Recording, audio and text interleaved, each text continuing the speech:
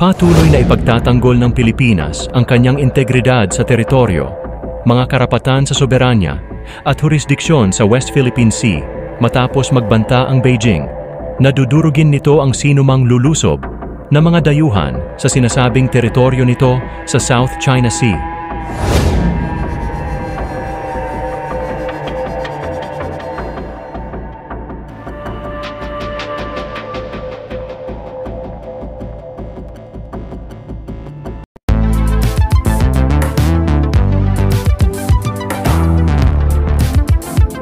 Huwag kalimutang i-like at i-share ang video na ito at mag-subscribe ka na din sa aking channel para updated ka sa mga bagong videos.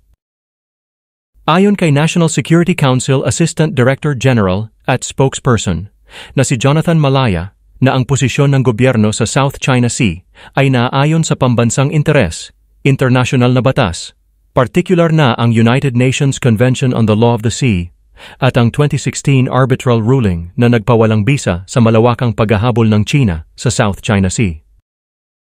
Bilang tugon sa pahayag ng Chinese Army Lieutenant General He Lei, sinabi ni Malaya na hindi sila apektado sa mga pasaring ng China.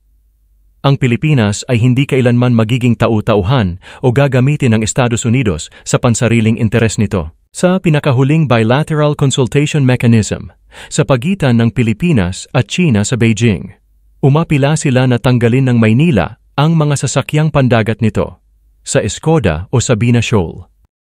Ngunit sinabi ni Rear Admiral Roy Vincent Trinidad, tagapagsalita ng Philippine Navy para sa WPS, na handa ang gobyerno kung sakaling sa pilitang alisin ng China ang BRP Teresa Magbanwa mula sa Shoal.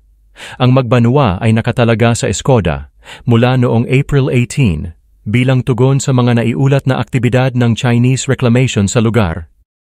Ayon pa kay Trinidad, may mga contingencies sa lugar na alam na ng ating Western Command kung sakaling mag-escalate ito.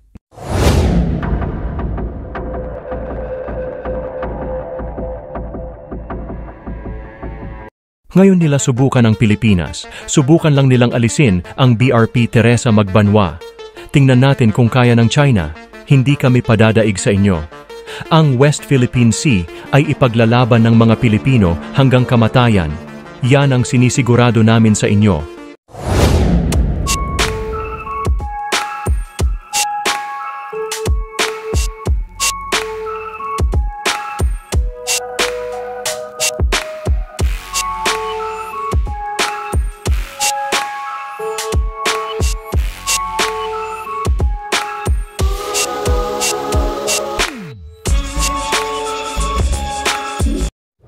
Salamat sa panunood mga kamix.